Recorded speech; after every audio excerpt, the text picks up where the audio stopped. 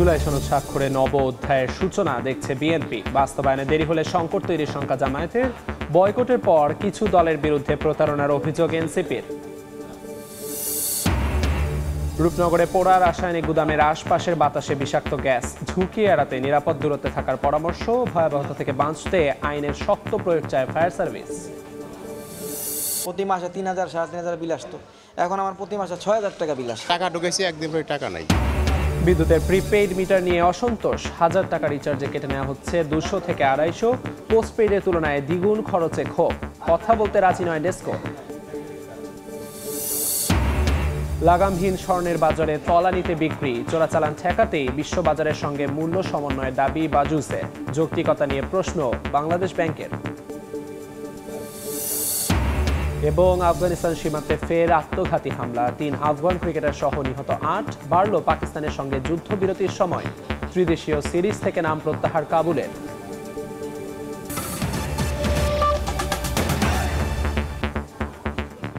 সময় সংবাদের সঙ্গে আছি আমি আমিরুল। নতুন ইতিহাসের সাক্ষী হলো বাংলাদেশ। নানা অনিশ্চয়তা কাটিয়ে সই হলো জুলাই জাতীয় সনদ।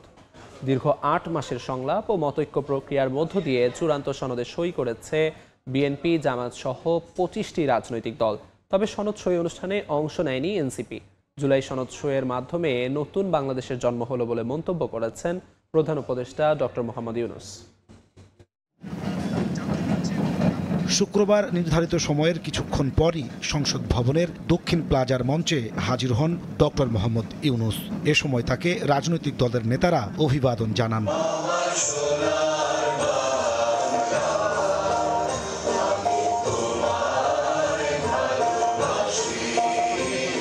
জাতীয় সঙ্গীতের মাধ্যমে শুরু হয় ঐতিহাসিক জুলাই জাতীয় সনদ স্বাক্ষরের আনুষ্ঠানিকতা। একই মঞ্চে তখন এনসিপি ছাড়া অন্যান্য প্রায় সব দলের নেতারা উপস্থিত ছিলেন। ঐক্যমত কমিশন প্রায় ১ বছর আলোচনার মাধ্যমে যেসব বিষয়ে একমত হয়েছে, রাজনৈতিক দলগুলোকে তার কপি দেয়া হয়।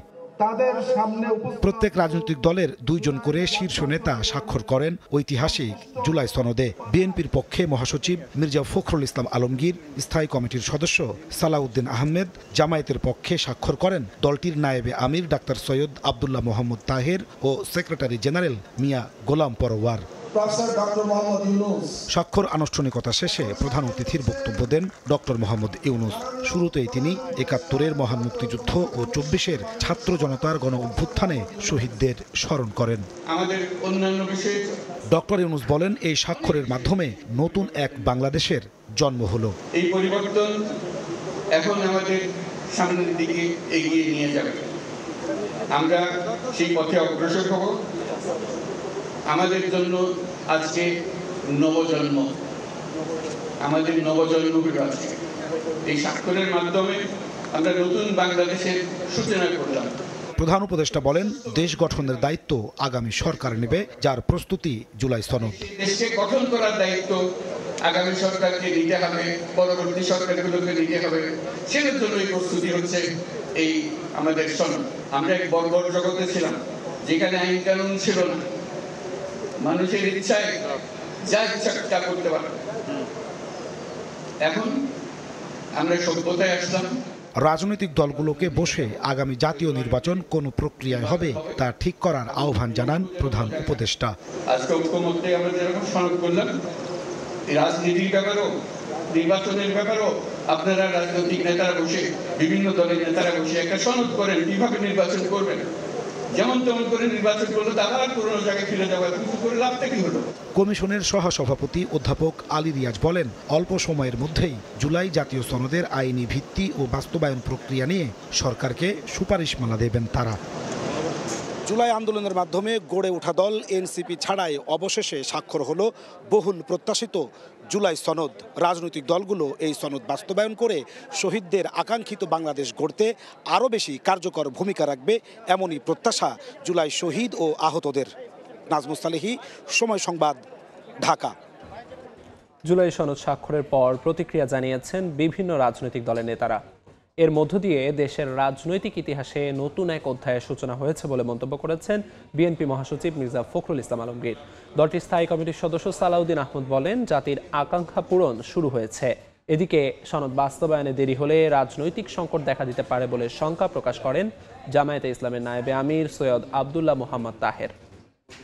গোটা জাতির যে আকাঙ্ক্ষা ছিল যে রাষ্ট্রীয় ব্যবস্থার পরিবর্তন, জন আকাঙ্ক্ষা পূরণের জন্য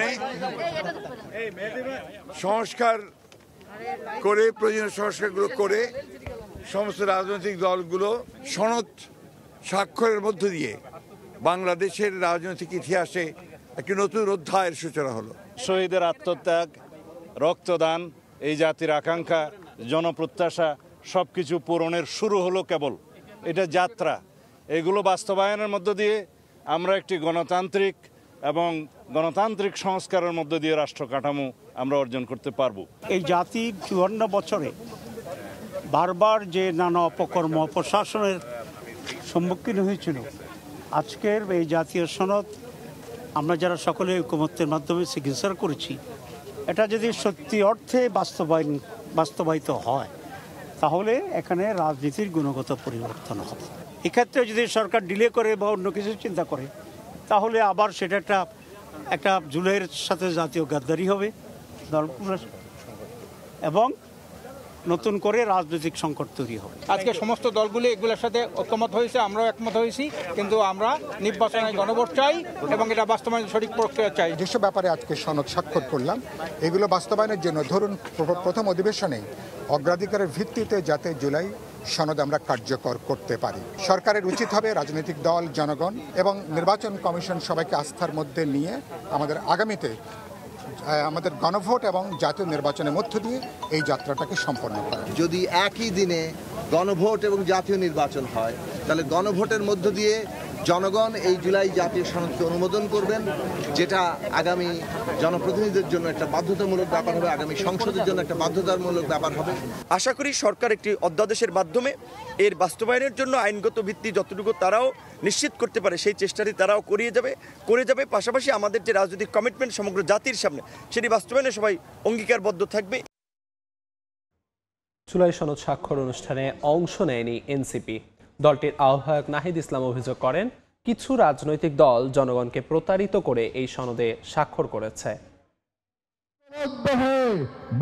আইনি ভিত্তি ছাড়া জুলাই সনদে সই না করার কথা আগেই জানিয়ে দেয় এনসিপি। শুক্রবার সনদ সই অনুষ্ঠানে অংশ নেয়নি দলটি। ইস্কাটনে এনসিপির নতুন সহযোগী সংগঠন জাতীয় শ্রমিক শক্তির আত্মপ্রকাশ অনুষ্ঠানে দলের আহ্বায়ক নাহিদ ইসলাম অভিযোগ করেন, কিছু রাজনৈতিক দল জনগণের সঙ্গে প্রতারণা করে জুলাই সনদে স্বাক্ষর করেছে। বলেন, ঐক্যের নামে যে সনদে স্বাক্ষর হয়েছে তা কোনোভাবেই জাতীয় ঐক্য নয়। কিছু রাজনৈতিক দল জাতীয় ঐক্যমতের নামে জনগণের সাথে প্রতারণা করে একটি কাগজে সাইন করছে এবং এর নাম তারা দিতে চায় জাতীয় ঐক্য। আমরা মনে করি এটা কোনো জাতীয় ঐক্য নয়। জাতীয় ঐক্য হচ্ছে এখানে যেখানে ছাত্র, শ্রমিক এবং নানান পেশাজীবী মানুষ একত্রিত হয়েছে। এদিকে পঞ্চগড়ের টুনিরহাটে সাংবাদিকদের সঙ্গে এনসিপির উত্তরাঞ্চলের মুখ্য সংগঠক সার্জিস আলমের আলাপেও উঠে আসে জুলাই সনদ প্রসঙ্গ। নামমাত্র সনদে স্বাক্ষর করে নির্বাচনে যাওয়ার চেষ্টার অভিযোগ করেন তিনি। এখানে যে সেফ এক্সিটটা দেখা গিয়েছে যে কোনো মতে জুলাই সনদ নামকাওয়াস্তে স্বাক্ষর করে নির্বাচনের দিকে যেতে পারলে হইল।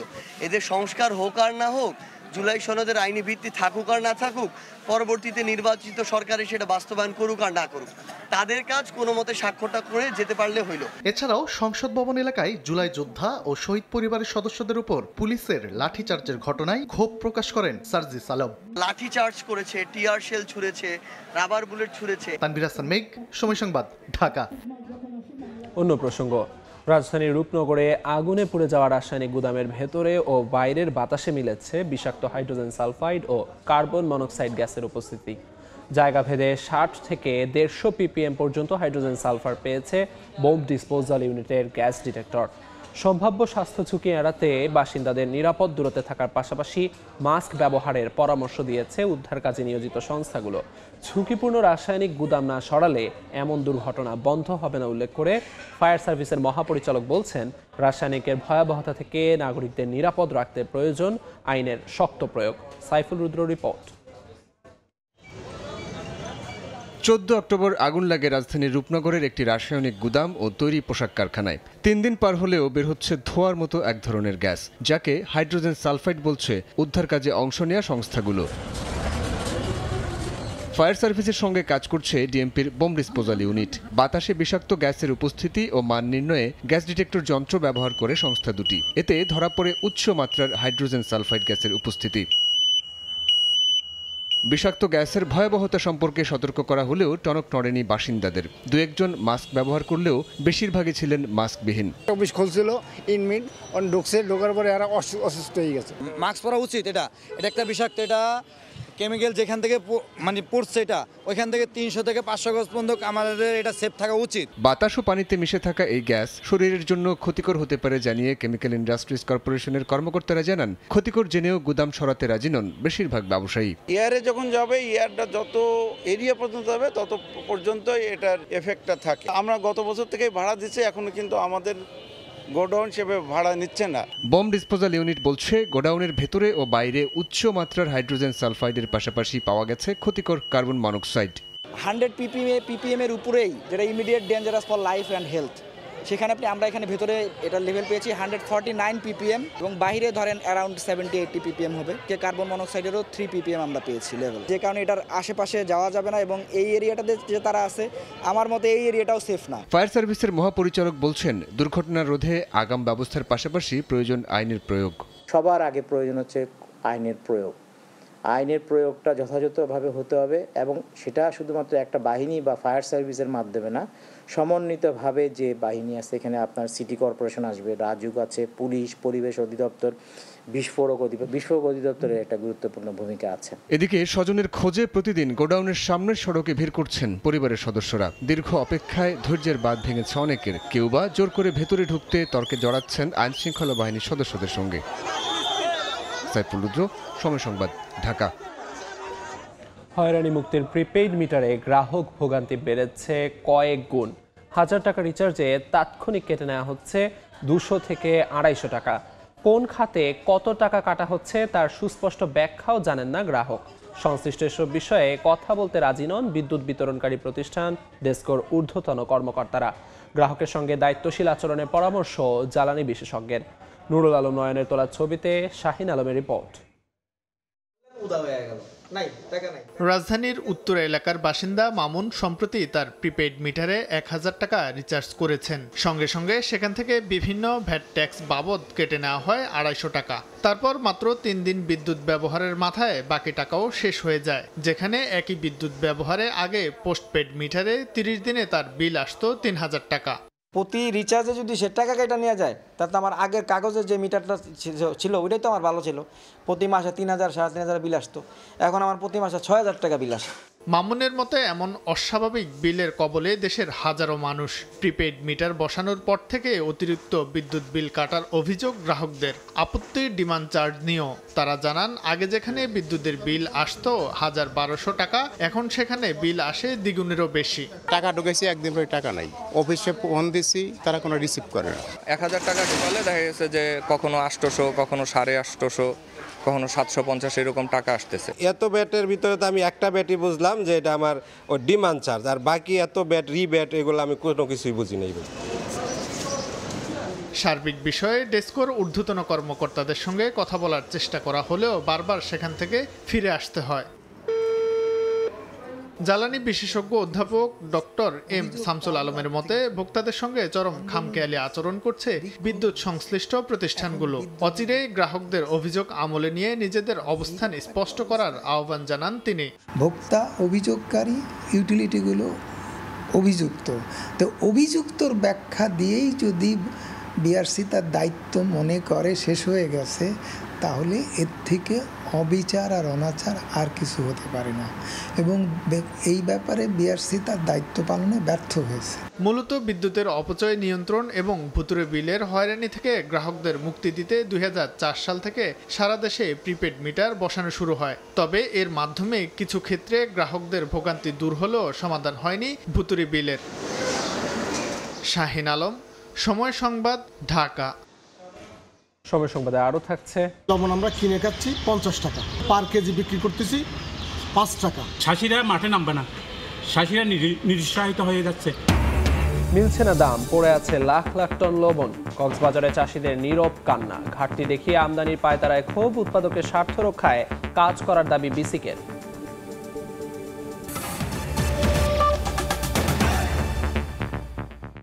লাগামহীন স্বর্ণের দাম চলতি মাসের প্রথম 14 দিনে দেশের বাজারে 6 বার বেড়েছে, প্রতিবারই ভেঙেছে আগের বারের রেকর্ড। এতে বিক্রি কমলেও বিশ্ববাজারের সঙ্গে তাল মিলিয়ে দাম না বাড়ালে চোরাচালান বাড়তে পারে এমন শঙ্কা থেকেই মূল্য সমন্বয় করা হচ্ছে বলে দাবি বাজুসের। যদিও বাংলাদেশ ব্যাংকের মতে তুলনামূলক বেশি দাম বাড়াচ্ছে সংগঠনটি। হস্তক্ষেপের সুযোগ রয়েছে বাণিজ্য মন্ত্রণালয়ের, তবে এই ঊর্ধ্বমুখী স্বর্ণমূল্য ইতিবাচক প্রভাব ফেলেছে দেশের রিজার্ভে। অন্তরা সেনের রিপোর্ট। স্বর্ণ ভালোবাসার ভাষা, মূল্যবান এই ধাতু যেন দিন দিন হয়ে উঠছে বিলাসিতার গল্প। দামের ঝলকে গহনার উজ্জ্বলতা বাড়লেও ঝলসে যাচ্ছে ক্রেতার চোখ। কোনো একটা ওকেশনে ছোটোখাটো না কানের দুল কেনা যেত, গিফটও দেওয়া যেত। যে হারে বাড়ছে সে হারে মনে হয় না আর আমরা ভবিষ্যতে এরকম কেনাকাটা করতে পারবো। আমার তো মেয়ের বিয়ে এখন, তো আমার তো ওই পারপাসে এখনই কিনতে হবে, দাম মানে যতটুকুই হোক।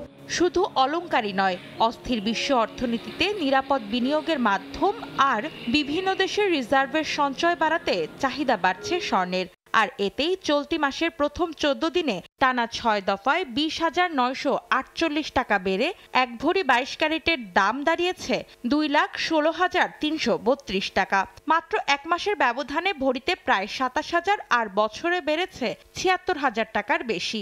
দামের ভারে লাগাতার কমছে বিক্রিও। দাম বাড়লে বেচা কিনা কমে যায়।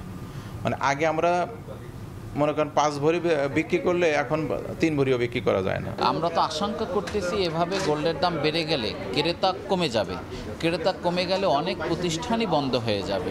বিক্রিতে ভাটা পড়লেও ঊর্ধ্বমুখী বিশ্ববাজারের সঙ্গে তাল মেলাতে না পারলে বেড়ে যাবে স্বর্ণের চোরাচালান। এমন শঙ্কা থেকেই দাম সমন্বয় করা হচ্ছে বলে দাবি বাংলাদেশ জুয়েলার্স অ্যাসোসিয়েশন বাজুসের। 3 দিকে ঘেরা হলো ইন্ডিয়া বিশাল মার্কেট, ইন্ডিয়ার সাথে আমাদের ইজি যোগাযোগ।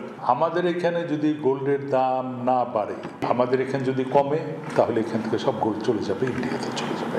যদিও বাংলাদেশ ব্যাংক মনে করে অতি সতর্কতায় তুলনামূলক বেশি বাড়িয়ে দাম সমন্বয় করছে বাজুস। চাইলে হস্তক্ষেপ করতে পারে বাণিজ্য মন্ত্রণালয়। গ্লোবাল মার্কেটের সাথে যদি আমি এটা বাংলাদেশের প্রাইসে কম্পেয়ার করি এবং মানে এক্সচেঞ্জ রেট হিসাব করে, তাতে মনে হচ্ছে বাংলাদেশের রেটটা একটু বেশি আছে। এখানে সুযোগ আছে বাণিজ্য মন্ত্রণালয় এখানে হস্তক্ষেপ করার, যে রেট কেন তোমরা মানে আভ্যন্তরীণ বাজারে এরকম রেট ধার্য করতেছ। দাম নির্ধারণের মান নিয়ে বিতর্ক থাকলেও ঊর্ধ্বমুখী স্বর্ণমূল্য দেশের রিজার্ভ শক্তিশালী করছে বলে মন্তব্য কেন্দ্রীয় ব্যাংকের। গোল্ডের পরিমাণ যত বাড়তে থাকবে, মূল্য যত বেড়ে থাকবে, রিজার্ভে তার একটা পজিটিভ ইম্প্যাক্ট হবে। অন্যান্য মানে সেন্ট্রাল ব্যাংকের তুলনায় আমাদের গোল্ডের পরিমাণ যেহেতু তুলনামূলকভাবে অনেক কম, যার কারণে ইম্প্যাক্টটা অত সহজে দৃশ্যমান হয় না আমাদের। মার্কিন ফেডারেল রিজার্ভের সুদ হার কমানোর ইঙ্গিত, রুশ ইউক্রেন যুদ্ধ আর মধ্যপ্রাচ্যের অস্থিরতায় নিজের কদর বাড়িয়ে তোলা স্বর্ণের দাম 1 মাসে প্রতি আউন্সে বেড়েছে প্রায় $650। অন্তরা সেন, সময় সংবাদ, ঢাকা। দেখছেন সময় সংবাদ, সঙ্গেই থাকুন। সঠিক ভাতা বৃদ্ধি সহ 3 দফা দাবি আদায়ে কেন্দ্রীয় শহীদ মিনারে অনশন করছেন বেসরকারি শিক্ষা প্রতিষ্ঠানের এমপিওভুক্ত শিক্ষকরা। এই মুহূর্তে সেখানে আছেন রিপোর্টার সামদানি প্রত্যয়, সরাসরি যাচ্ছি তার কাছে। বেতন ভাতা বৃদ্ধি সহ 3 দফা দাবিতে শিক্ষকদের যে অবস্থান, সে অবস্থান আজ 7ম দিনে গড়িয়েছে। আজ শিক্ষকরা 12টার সময় কালো পতাকা মিছিল করবেন, এমনটাই আমরা তাদের সঙ্গে কথা বলে জানতে পেরেছি। এর আগে এমপিওভুক্ত জাতীয়করণ প্রত্যাশী জোট, অর্থাৎ শিক্ষকদের যে সংগঠনটি আন্দোলনটি করছে, অবস্থান কর্মসূচি চালিয়ে যাচ্ছে, সেই সংগঠনের পক্ষ থেকে জানানো হয়েছে যে আজ 12টার সময় তারা একটি কালো পতাকা মিছিল করবেন। গতকাল থেকে তারা কিন্তু অনশন কর্মসূচি পালন করে যাচ্ছেন এবং এই অনশন কর্মসূচির আগে তারা ঘোষণা দিয়েছিলেন যে যমুনা অভিমুখে, অর্থাৎ প্রধান উপদেষ্টার বাসভবন অভিমুখে তারা যাত্রা করবেন। তবে সেই কর্মসূচিটি তারা স্থগিত করেছেন। স্থগিত করে সেই কর্মসূচির জায়গায় তারা অনশন যে কর্মসূচি, সেই কর্মসূচি গ্রহণ করেছেন। এবং একই সঙ্গে এর আগে যখন প্রধান উপদেষ্টার এর আগে যখন তারা শিক্ষা উপদেষ্টার সঙ্গে বৈঠক করেছিলেন, সে শিক্ষা উপদেষ্টার সঙ্গে বৈঠকের পর তারা সেই বৈঠকে সন্তুষ্ট হতে পারেননি। এজন্য কিন্তু তাদের যে এই অবস্থান, সেই অবস্থান আজ 7ম দিনে গড়িয়েছে। তাদের দাবিগুলোর মধ্যে দাবি হচ্ছে তারা যে এমপিওভুক্ত শিক্ষক কর্মচারী যারা রয়েছেন তাদের বাড়ি ভাড়া 20% দিতে হবে এবং চিকিৎসা ভাতা 1500 টাকা দিতে হবে এবং কর্মচারীদের যে উৎসব ভাতা সেটি 75% করে প্রজ্ঞাপন জারি করতে হবে। এর আগেও এই দাবিতে তাদের সাথে কথা বলে আমরা জানতে পেরেছিলাম যে এই দাবি তারা দীর্ঘদিন ধরেই জানিয়ে আসছেন, তবে তাদের এই দাবিটি না মানার কারণে তারা এখানে রাজপথে অবস্থান করছেন। এর আগে কিন্তু প্রেস ক্লাবের সামনে যখন তারা অবস্থান করছিলেন, সেই অবস্থানের সময় কিন্তু তাদের সঙ্গে পুলিশের একটি ধরপাকড় হয় এবং তারপর থেকে আজ 7ম দিনের মতো তাদের এখানে অবস্থান এবং আজ কালো পতাকা মিছিলটি দুপুর 12টার সময় যখন শুরু হবে সেটিও আপনাদেরকে আমরা দেখানোর চেষ্টা করব। তো এই ছিল শহীদ মিনার থেকে সবশেষ। শহীদ মিনার থেকে শিক্ষক অনশনের সবশেষ খবরাখবর জানাচ্ছিলেন সহকর্মী সামদানি প্রত্যয়। কক্সবাজার উপকূলে লবণ চাষ এক সময় ছিল গর্বের পেশা, আজ তা চাষিদের ঘরে ঘরে বয়ে আনছে নীরব কান্না। দাম নেই, ক্রেতা নেই, মাঠে পড়ে আছে 8 থেকে 10 লাখ মেট্রিক টন লবণ। চাষিদের দাবি সামনে নভেম্বরে শুরু হবে নতুন মৌসুম, অথচ এর আগেই লবণ আমদানি পায়তারা করছে একটি চক্র। যদিও বিসিক বলছে চাষিদের স্বার্থ রক্ষায় কাজ করছে সরকার। বিস্তারিত জানাচ্ছেন সুজাউদ্দিন রুবেল। কক্সবাজারের বিস্তীর্ণ উপকূল জুড়ে একসময় লবণ চাষ ছিল গর্বের পেশা। সূর্যের তাপে সাদা সোনা ফলিয়ে জীবিকা নির্বাহ করতেন হাজারো মানুষ, কিন্তু আজ সেই লবণই যেন হয়ে উঠেছে বোঝা। ঘরে ঘরে লবণ চাষিদের নীরব কান্না। ৬৯,০০০ একর জমিতে ৪১,০০০-এর বেশি চাষি লবণ উৎপাদনে নিয়োজিত। ২০২৪-২৫ মৌসুমে উৎপাদনের লক্ষ্যমাত্রা ধরা হয়েছিল ২৬,১০,০০০ মেট্রিক টন, অর্জন হয় ২২,৫১,০০০ মেট্রিক টন, যা ৬৫ বছরের মধ্যে দ্বিতীয় সর্বোচ্চ। তবুও ঘাটতি দেখিয়ে আমদানির দাবি উঠছে। এই মুহূর্তে যদি বিদেশ থেকে লবণ আমদানি করা হয় তাহলে আমাদের মুশকিলই কোনো লবণ শসা কোনো নামবে না, চাষিরা মাঠে নামবে না, চাষিরা নিরুৎসাহিত হয়ে যাচ্ছে, মুখ ফিরিয়ে নিচ্ছে লবণ থেকে। বাজার থেকে কেজি লবণ আমরা কিনে খাচ্ছি 50 টাকা, পক্ষান্তরে আমরা লবণ উৎপাদন করে পার কেজি বিক্রি করতেছি 5 টাকা, আর 45 টাকা কোথায় যায় সে বিষয়ে আমরা জানি। চাষিদের দাবি মাঠে ও গুদামে পড়ে আছে 8 থেকে 10 লাখ মেট্রিক টন অবিকৃত লবণ, অথচ বেসিকের হিসেবে মজুদের পরিমাণ মাত্র 5 লাখ মেট্রিক টন। এই গড়মিলের প্রশ্ন উঠছে, চক্র বিশেষ কি পরিকল্পিতভাবে লবণ আমদানি করতে চাইছে? কিছু অসাধু লবণ আমদানিকারক ঢাকা শহরে আছে, তারা আর কক্সবাজারের গুটি কয়েক লোকের সমন্বয়ে বিসিকরে মিসগাইড করে সচিবালয় থেকে একটা উল্টাপাল্টা জরিপ করেই রিপোর্টটা দিয়ে জাস্ট পারমিশনটা নিয়েই তারা লবণটা আমদানি করতে চাচ্ছে। তবে বেসিক বলছে মজুদের রিপোর্টে কোনো গড়মিল নেই, সরকার কাজ করছে চাষিদের স্বার্থ রক্ষায়। মজুদের যে বিষয়টা, এটা আমরা মাঠ পর্যায়ে সব তথ্য সংগ্রহ করেই এটা করে থাকি, তালিকাও করি কার কাছে কতটুকু মজুদ আছে। এটা আমাদের ইনফরমেশনটা যথেষ্ট অথেন্টিক। এখানে আসলে যারা এগুলো বলতেছে যে এত লাখ টাকা আছে, এটা আসলে হিসাব সঠিক নয়। আগামী নভেম্বরে শুরু হচ্ছে নতুন মৌসুম, লক্ষ্যমাত্রা 26,18,000 মেট্রিক টন। কিন্তু পুরনো লবণের বাজারজাত না হলে নতুন লবণের ভবিষ্যৎ নিয়েও দুশ্চিন্তায় চাষিরা। সুজাউদ্দিন রুবেল, সময় সংবাদ, কক্সবাজার। সময় সংবাদে আরও থাকছে, মিরপুরের প্রথম ওয়ানডেতে বাংলাদেশ ওয়েস্ট ইন্ডিজ লড়াই দুপুরে। বিশ্বকাপে সরাসরি খেলার সমীকরণ মাথায় নিয়ে লড়বে দুই দল, দুর্দশা কাটিয়ে ওঠার চ্যালেঞ্জ টাইগারদের। কাপ্তাই হ্রদে নতুন 7 প্রজাতির মাছের সন্ধান মিলেছে বাংলাদেশ মৎস্য গবেষণা ইনস্টিটিউট BFRI-এর গবেষণায়। এসব মাছের উৎপাদন বৃদ্ধির পরামর্শও দিয়েছে মৎস্য বিষয়ক গবেষণা সংস্থাটি। যদিও জেলেদের দাবি এরই মধ্যে হারিয়ে গেছে সরপুঁটি, সাদা ঘনিয়া, পোয়া, ফাইসা সহ কয়েক প্রজাতির মাছ। রাঙামাটি থেকে হেফাজত সবুজের তথ্য, রাজীব দাস মুন্নার ছবিতে রিপোর্ট। কাপ্তাই হ্রদ ৭২৫ বর্গ কিলোমিটারের বিশাল জলাধার, দেশের মিঠা পানির মাছের অন্যতম উৎস। একসময় কার্প জাতীয় মাছের ভান্ডার খ্যাত এই হ্রদ হারাতে বসেছে সেই জৌলুস। জালে আগের মতো ধরা পড়ে না মাছ, ছোট বড় মিলিয়ে দেখা মেলে ১৫-২০ প্রজাতির মাছের।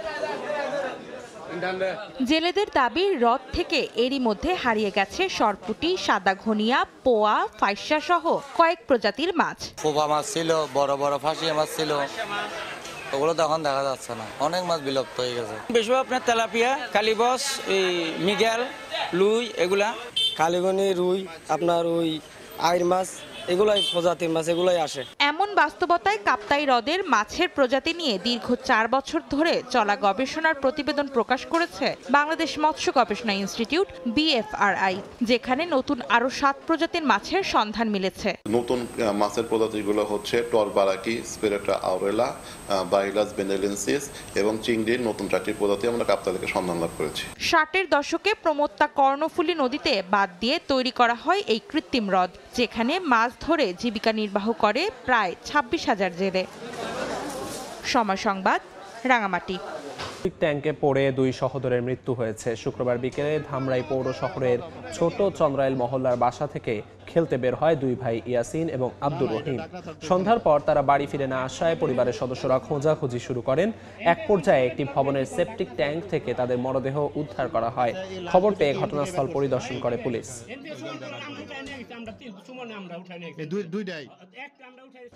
কুষ্টিয়ায় দ্বিতীয় দিনের মতো শুরু হয়েছে লালন শাহের তিরোধান দিবসের আনুষ্ঠানিকতা। কুমারখালীর ছেউরিয়ায় সকালে শুরু হয় গানের সুরে। সাইজির চিন্তাধারা আর মর্মী গান সাধনায় মত্ত হন সাধক ভক্তরা। আখড়া বাড়িকে ঘিরে উৎসব মুখর পরিবেশ। বিশ্ব দরবারে লালন শাহের জীবনী তুলে ধরতে চান অনুরাগীরা। এদিকে লালন শাহের তিরোধান দিবস উপলক্ষে বসেছে গ্রামীণ মেলা। একতারা, দোতারা সহ খাবার, নিত্য প্রয়োজনীয় প্রসাধনী সহ বিভিন্ন পণ্যের পসরা সাজিয়ে বসেছেন দোকানিরা। আর উৎসব নির্বিঘ্ন করতে সব ধরনের ব্যবস্থা গ্রহণ করেছে প্রশাসন।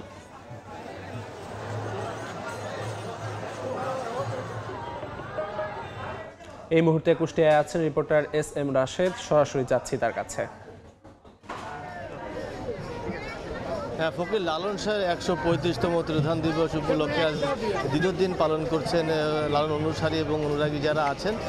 ইতিমধ্যে ফকির লালন শাহের যে ধাম রয়েছে সেই ধামকে ঘিরে কিন্তু প্রচুর মানুষের সমাগম হয়েছে। সেই সকাল থেকেই বিশেষ করে বাল্য সেবার মাধ্যমে কিন্তু তারা আজকে সকালের আচার শুরু করে এবং তার পূর্বে কিন্তু তারা গোষ্ঠ গানের মাধ্যমে তাদের যে ভাবের আদান প্রদান, বিশেষ করে লালনের অনুসারী এবং ভক্ত যারা আছেন গুরু শিষ্যে যে ভাবের আদান প্রদান সেটি কিন্তু আপনার গোষ্ঠ গানের মাধ্যমে তারা পালন করছে। তবে এখন যারা ফকির লালন শাহের ধামে রয়েছে তারা কিন্তু পূর্ণ সেবার জন্য কিন্তু তারা এখন অপেক্ষা করছেন এবং তারা পূর্ণ সেবার জন্য কিন্তু তারা এখানে অপেক্ষা করছেন এবং তারা এখানে পূর্ণ সেবার মাধ্যমে কিন্তু ফকির লালন শাহের যে মূল ধাম সেটি কিন্তু তারা এখান থেকে কাজ শেষ করে তারা কিন্তু তাদের আশ্রমে তারা ফেরত যাবেন বলে আমাদেরকে জানিয়েছেন। তবে এখানে যারা লালন অনুসারী এবং যারা আছেন, বিশেষ করে যারা লালনের মূল অনুসারী যারা আছেন, তারা আমাদেরকে জানিয়েছেন যে আসলে ফকির লালন শাহের যে জায়গা রয়েছে সেই জায়গার তুলনায় আসলে অনেক মানুষ এখানে অবস্থান করছেন, যার কারণে তাদের যে মূল আসন সেই মূল আসনে তাদের যে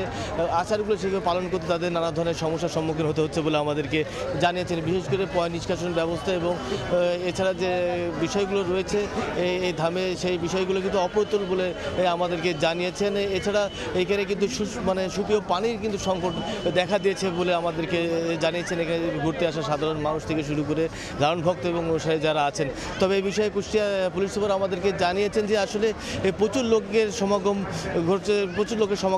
ঘটছে ফকির লালন শাহের এই ধামে এবং তাদের নিরাপত্তার ব্যবস্থা কিন্তু জোরদার করেছে ইতিমধ্যে কুষ্টিয়া জেলা পুলিশের পক্ষ থেকে এবং কুষ্টিয়া জেলা প্রশাসনের পক্ষ থেকে। তো কুষ্টিয়ার যে লালনের ধাম থেকে লালন শাহের 135তম তিরোধান দিবস উপলক্ষে এই ছিল আমার কাছে সর্বশেষ। দেখছেন সময় সংবাদ। আন্তর্জাতিক প্রসঙ্গ। যুদ্ধবিরতির সময়সীমা বাড়ানোর মধ্যেই আফগানিস্তানের পাকতিকা প্রদেশে বিমান হামলা চালিয়েছে পাকিস্তান। এতে প্রাণ হারিয়েছেন 3 আফগান ক্রিকেটার সহ অন্তত 8 জন। এই ঘটনায় তীব্র ক্ষোভ জানিয়েছে আফগানিস্তান ক্রিকেট বোর্ড। নিহতদের প্রতি শ্রদ্ধা জানিয়ে পাকিস্তান ও শ্রীলঙ্কাকে নিয়ে আসন্ন ত্রিদেশীয় সিরিজ থেকে নিজেদের নাম প্রত্যাহার করেছে তারা। সম্প্রতি পাকিস্তান ও আফগানিস্তানের মধ্যে শুরু হয় সীমান্তে পাল্টাপাল্টি সংঘাত। এতে দুই দেশেই নিহত হন অনেকে। এরপর দুই দেশ যুদ্ধবিরতি চুক্তিতে রাজি হয়। প্রথমে ৪৮ ঘন্টার যুদ্ধবিরতিতে রাজি হলেও পরে বাড়ানো হয় এর মেয়াদ।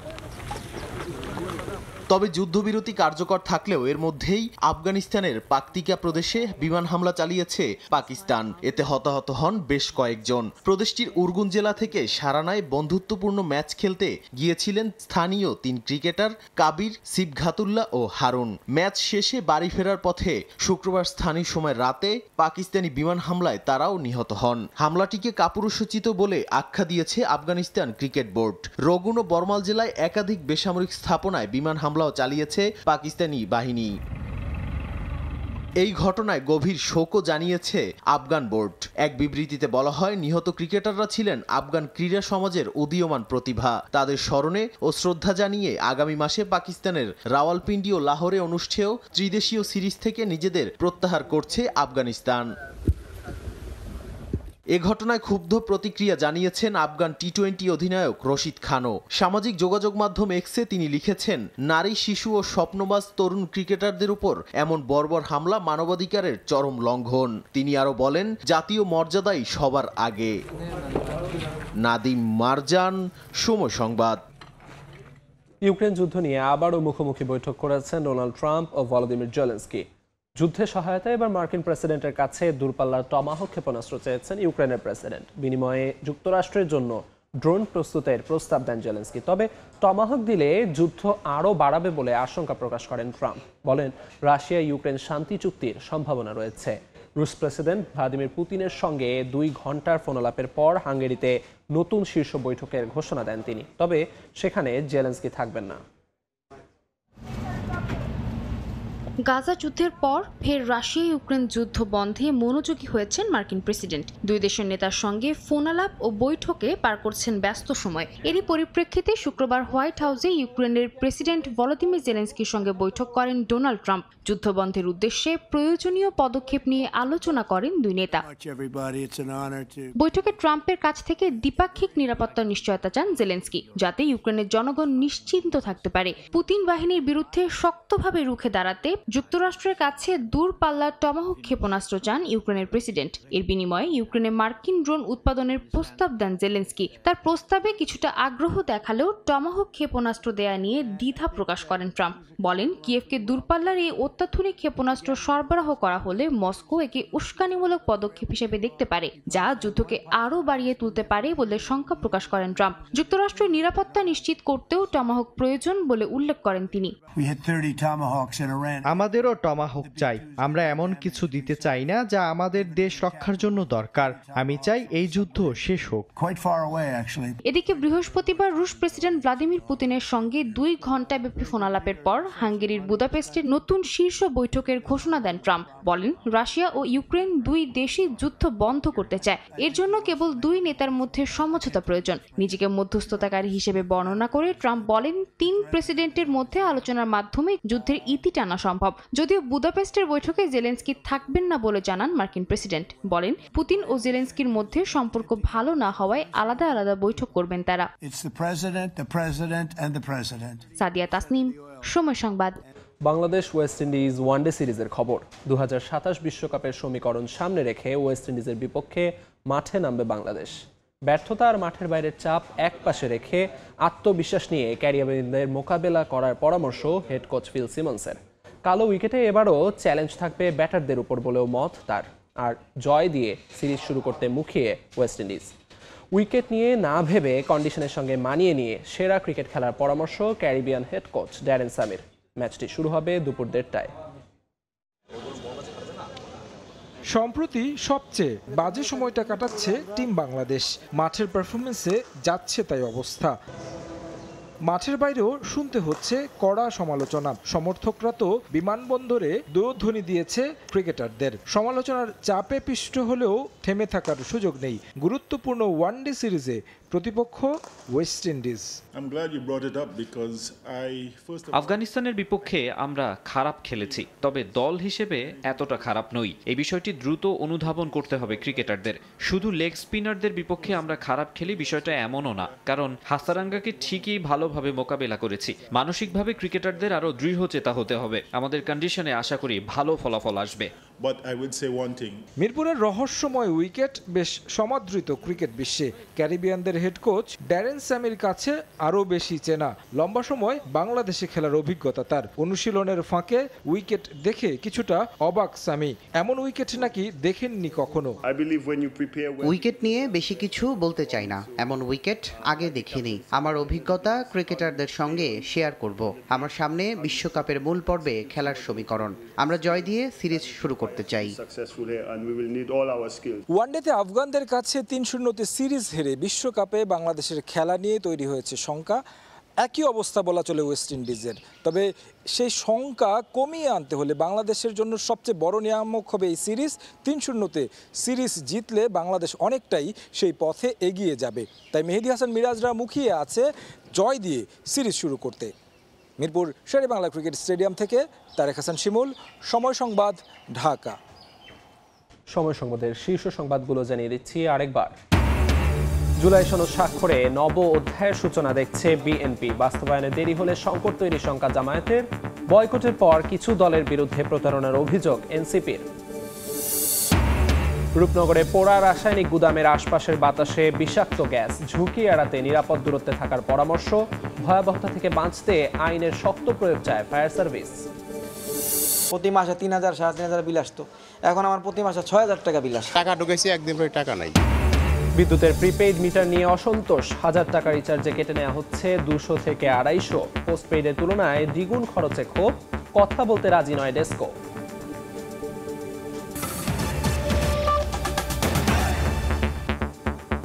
এই ছিল সময় সংবাদে। এরপর এ সময়ের বাণিজ্য নিয়ে সঙ্গে থাকবেন রোজা চৌধুরী। ধন্যবাদ আলিফ। এ সময়ের বাণিজ্য নিয়ে আসছি কিছুক্ষণ পর, সঙ্গে থাকুন সময়।